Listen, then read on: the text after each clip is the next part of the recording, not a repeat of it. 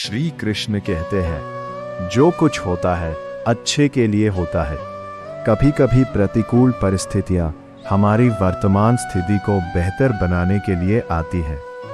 मन चंचल होता है, ये इधर उधर भटकता रहता है और किसी भी कार्य में एकाग्रता का शत्रु होता है। लेकिन यदि ये किसी व्यक्ति के वश में हो तो उससे बढ़कर कोई मित्र नहीं।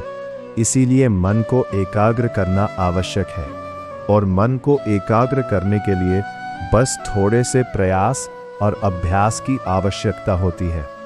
भगवान कहते हैं, मेरे लिए कोई घृणास्पद नहीं है और ना ही कोई मित्र, ना कोई प्रिय है, ना कोई गरीब है, ना कोई अमीर है। केवल वे ही मेरे हैं जो भक्ति पूर्वक मेरा स्मरण करते हैं और मुझे अपना श्री कृष्ण कहते हैं। वो किसी के भाग्य के निर्माता नहीं है, व्यक्ति स्वयं अपना भाग्य लिखता है। जैसा बोओगे वैसा काटोगे, जो कर्म करोगे वही फल पाओगे। यदि विद्यार्थी लगन से अध्ययन करें तो वे परीक्षा में सफल होंगे। इसीलिए प्रत्येक व्यक्ति का भाग्य तभी बदलेगा जब वो अपने कर्तव्य का पालन करेगा। धर्म और संदेह से परे जब ईश्वर आपसे प्रेम करता है। श्री कृष्ण कहते हैं, यदि आप ऐसा करते हैं तो आप सभी से प्रेम करते हैं। क्या आपने कभी किसी को खेत में खेती करते देखा है? वो खेत को सजाता है, चाहे कुछ भी हो जाए। वो फसल को जानवरों और पक्षियों से बचाता है। लेकिन वो एक बात का विशेष ध्यान रखता है। वो इस बात का ध्यान रखता है कि खेत में खरपतवार न उगे, क्योंकि एक खरपतवार पूरी फसल को नष्ट कर सकता है। उसी प्रकार यदि परिवार का कोई बच्चा बीमार हो जाता है तो इससे पूरा परिवार प्रभावित होता है। इसलिए बच्चों के पालन पोषण में विशेष ध्यान देना आवश्यक है, क्योंकि बच्चे ही वो फसल है जो परिवार के भविष्य को महान बना सकते हैं, या इससे परिवार का पतन हो सकता है। श्री कृष्ण कहते हैं कि मनुष्य को हमेशा बुराई से दूर रहना चाहिए। यदि कोई बुरे कर्म करता है तो उसे अपने जीवन में ही उस कर्म का फल भोगना पड़ता है। जैसे बछड़ा झुंड में भी अपनी मां को ढूंढ लेता है, वैसे ही आपके कर्मों का फल आपको हजारों की भीड़ में भी ढूंढ लेगा। ईश्वर प्रत्येक कण में, यहाँ तक कि सबसे छोटे प्राणी के हृदय में भी निवास करते हैं। उस जीव को पीड़ा पहुंचाने से ईश्वर को भी पीड़ा होती है। अर्थात आप अपने ईश्वर को कैसे प्रसन्न देख सकते हैं जब आप किसी ऐसे जीव को पीड़ा देते हैं जो श्री कृष्ण का दास बन जाता है, और आप अपने उपासक से ऐसे दिन न दिखाने की विनती करते हैं। जो व्यक्ति केवल कृष्ण का सेवक बनकर ही अपने जीवन को सफल बनाना चाहता है, यदि वह अपने स्वभाव से विमुख हो जाए, अर्थात मौन, उदास और उदास रहने लगे, तो समझ लीजिए कि उसके हृदय में पीड़ा है। उस पीड़ा ने उसे दुर्बल बना दिया है। मनुष्य एकमात्र ऐसा प्राणी है जो कर्म ही कर्म है। इसीलिए कर्म करना प्रत्येक व्यक्ति का धर्म है। जो व्यक्ति धर्म का पालन करता है वही कर्मवीर कहलाता है। इसीलिए निष्क्रिय बैठने से कर्म करना श्रेष्ठ है। श्री कृष्ण कहते हैं कि यदि आपको याद ना हो कि ताले की कौन सी चाबी ताला खोलती है, फिर भी आप ताला खोलने का प्रयास करते रहे तो भी ताला नहीं खुलता। ऐसी स्थिति में अधिकतर लोग निराश हो जाते हैं।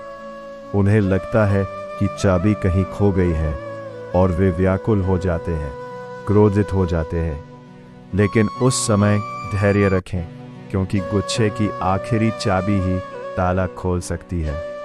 कुल्हाड़ी का आखिरी प्रहार ही वृक्षों को काट सकता है। लेकिन क्या सचमुच ऐसा होता है कि कुल्हाड़ी का आखिरी प्रहार वृक्षों को काट दे और आपको अपना लक्ष्य प्राप्त करा दे?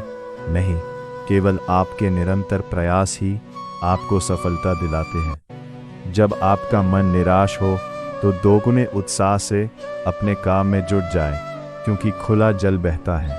केवल परिश्रम ही कठोर चट्टान को काट सकता है।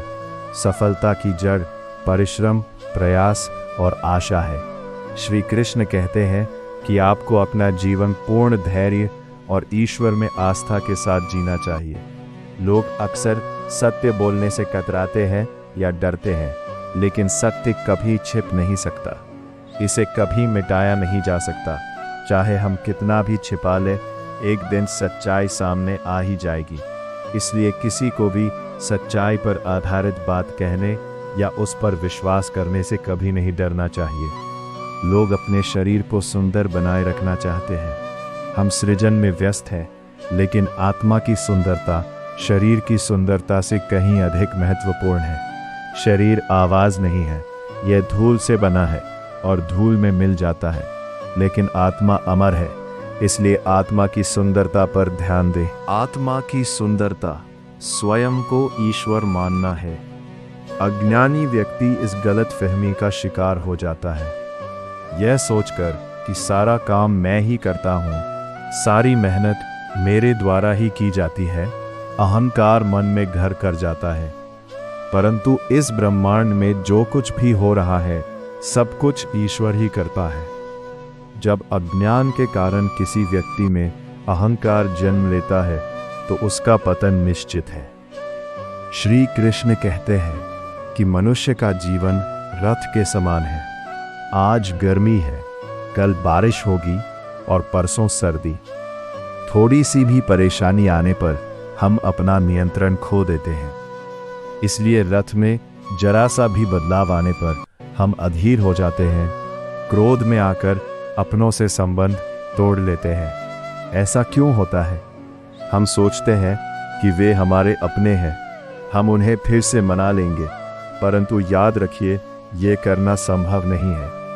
तट समुद्र की लहरों को सह लेता है, पर तट टूट जाए तो बाढ़ आ जाती है।